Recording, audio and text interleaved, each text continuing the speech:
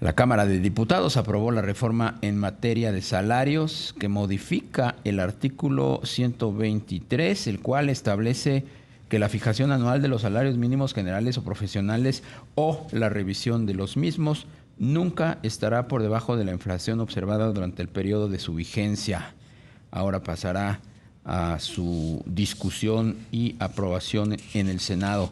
Vamos a platicar con Gustavo de Hoyos, diputado federal por Movimiento Ciudadano y también, pues, dirigente en su momento, hasta el periodo anterior, inmediato anterior, presidente de la Coparmex. Gustavo, ¿cómo estás? Buenas tardes.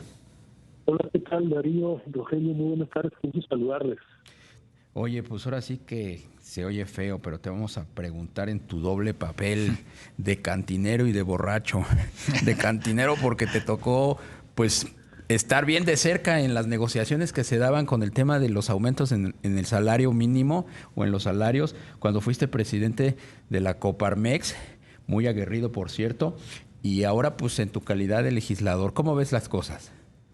Sí, mira, Darío, la verdad es que la aprobación que se llevó a cabo ayer en la Cámara de Diputados y que, como bien señalas, está pendiente de que ocurra lo mismo, estimo yo, en el Senado y en las legislaturas de los estados, porque es una reforma constitucional, de alguna manera cierra un ciclo que empezamos en 2016. Tú recordarás que por aquellos años, Darío, se discutía mucho que era imposible que el salario mínimo siguiera recuperando un valor real remunerativo para los trabajadores porque estaba ligado a muchos elementos, desde las multas de tránsito hasta infracciones fiscales, ¿no?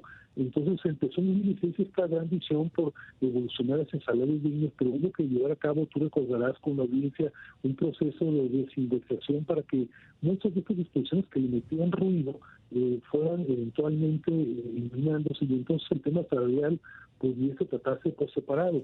Así fue algo que en junio de 2017, para ser exactos, en aquel tiempo, ya lo notabas tú, yo era presidente nacional de la Coparmex, lanzamos una visión para lo que llamamos la nueva cultura salarial, que para decir de manera resumida implicaba que en el 2018 la evolución salarial nos llevara primero a lograr lo que Coneval define como la línea del bienestar personal y que luego mediante acuerdos tripartitas progresivos ordenados en 2024 lográsemos llegar a la línea del bienestar familiar, también definida de esa manera por el Coneval.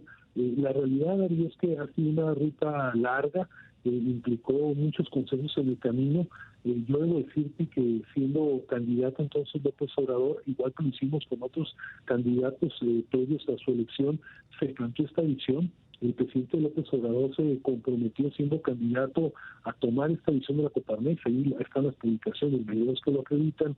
Y bueno, yo una vez que ganó la elección nos reunimos, trazamos esta visión. Y hay que decir, en esta materia tuvimos un gran consenso, no en otros temas, pero en este sí.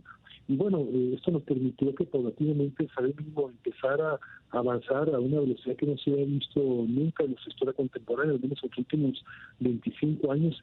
Y bueno, decía yo hace un momento que este ciclo se empieza a cerrar justamente con la aprobación de esta reforma constitucional, en proceso todavía, hay que señalarlo.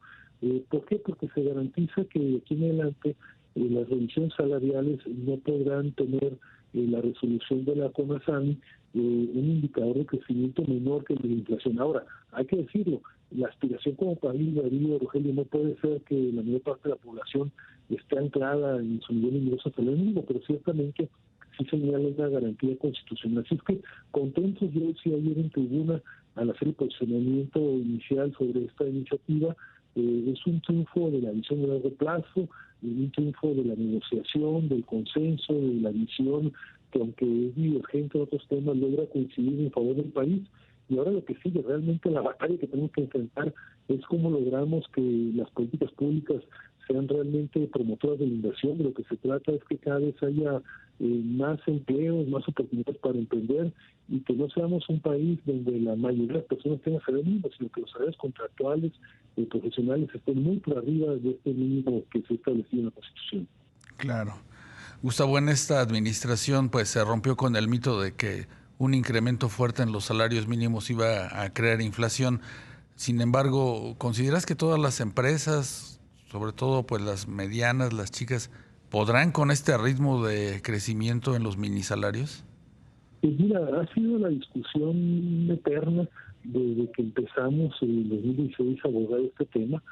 Ciertamente, y hay que reconocerlo, ha habido un gran esfuerzo del sector privado mexicano, particularmente de las microempresas, de las pequeñas y medianas empresas, que incluso en momentos tan complejos como la pospandemia, para decirlo coloquialmente, sin el paso. Desde luego debe haber habido muchos accidentes en el camino, empresas que no pudieron cumplir, pero viendo, diría yo, el bosque en su conjunto, la visión del país, el rezago que teníamos acumulado por décadas, porque esta medicina no aumenta salarios, pues realmente, aunque fue en su momento una buena fórmula para contener la inflación galopante que tuvimos en los 70, en los 80, en los 90, pues se nos quedó la misma receta, ¿no? Entonces, no ha sido un camino fácil, desde luego que conozco de empresas que han batallado mucho para lograr subsistir, pero haciendo evaluación con los aciertos, con los riesgos que implica, creo que es la ruta adecuada y por eso estoy convencido que la votación fue unánime para apoyar esta reforma constitucional.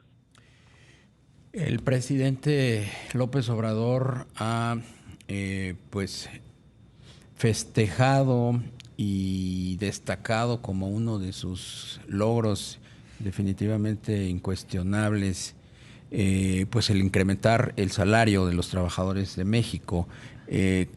¿Sientes tú que hay condiciones, dado pues las finanzas, el estado de las finanzas públicas y los retos que en materia de consolidación fiscal va a tener el próximo gobierno, pues para seguir ampliando ese salario, incrementándolo como pues tiene el objetivo el gobierno de la 4T, o sea, llegar hasta el punto de equilibrio que necesitan los trabajadores? Qué bueno que el presidente se logre el oiga, al final de cuentas es el jefe del Estado mexicano, pero yo debo decirte que sin reconocerle su mérito, porque sí lo tiene, en este caso en particular, la visión proviene de la sociedad civil, concretamente del sector privado, y quienes han pagado la factura, quienes realmente son los héroes de este logro, son justamente las empresas, empezando por las micro, que han logrado con mucho esfuerzo mantener el paso. Yo conozco a muchos empresarios pequeños que a veces para cumplir con las cargas salariales y no seguir las fiscales, hasta la tarjeta de crédito sacan el viernes para no fallar en el pago de la nómina, el pago del seguro social, del Infonavit. Entonces, sí hay héroes, pero si ponemos en orden, sin lugar a dudas, los primeros son de esos empresarios pequeños y micros que han dado la batalla. Ahora, no es un punto de destino final. Yo lo que señalo es que este logro, la reforma constitucional, es realmente un punto de partida. Y desde luego que el próximo gobierno, el país en su conjunto, tendrá que enfrentar nuevos desafíos. A mí me parece que lo fundamental es que en el resto de las políticas públicas, en las reformas fiscales que eventualmente pueda haber, en las políticas de facilitación de la inversión, incluso en la negociación misma que sale en el 2026 del TEMEC, entonces estos elementos siempre se tenga presente que para que haya mayor bienestar, no hay otra fórmula que oportunidades para emprender, oportunidades para que las empresas creen empleos bien remunerados y que a fin de cuentas el Estado mexicano en su conjunto, más allá de los partidos, tiene que ser un garante, un promotor, un inductor de que pueda haber estas posibilidades. De otra manera, pues podemos quedarnos en el papel con salarios mejor establecidos, pero que haya menos oportunidades. Y aquí tenemos en este país un gran reto no cumplido, no satisfecho, para que, sobre todo los jóvenes que están saliendo de su formación técnica profesional, realmente encuentren oportunidades para poderse emplear de una manera digna. Así es que yo no eché las campanas al vuelo, desde luego es un avance muy importante, así una ruta de consenso, desde un principio de 2016 hasta la fecha, pero queda muchísimo más por hacer. Gustavo, ¿y cuántos trabajadores se van a beneficiar con esta reforma? Pues se calcula que alrededor de 30 millones de personas que reciben el salario mínimo. Yo te diría, aunque no tiene, y afortunadamente que fue los mitos que se logró romper un efecto faro, no quiere decir que los salarios contractuales sigan necesariamente la ruta del salario mínimo, pero de alguna manera creo que sí ha generado una tendencia ordenada de mercado poco a poco para que también quienes somos patrones entendamos que la debilidad al final de cuentas de nuestras empresas tiene que estar ligada a una mayor competitividad, mayor productividad, y que en eso sí o sí tenemos que ser socios de nuestros colaboradores, empezando por darles una remuneración justa, un salario digno y mayores prestaciones. Los que defendemos desde hace muchos años el sistema de economía y mercado, quienes queremos seguir empresa, también tenemos que estar convencidos de que este modelo que hoy está, por cierto, amenazado por algunas políticas públicas, solamente puede sostenerse, solamente puede ser creíble si una persona que trabaja su jornada completa a la semana, si tiene salida en empleo, no esté por el hecho de estar empleado en la formalidad de una condición de pobreza. Yo creo que esto es un paso adelante, hay que reconocerlo, es un buen inicio, pero hay mucho más por hacer hacia adelante. Gustavo de Hoyos, diputado federal por Movimiento Ciudadano, expresidente de Coparmex. Fue un privilegio platicar contigo. Gracias. Un gusto saludarles, que estén muy bien. Saludos a la audiencia, David. Igualmente.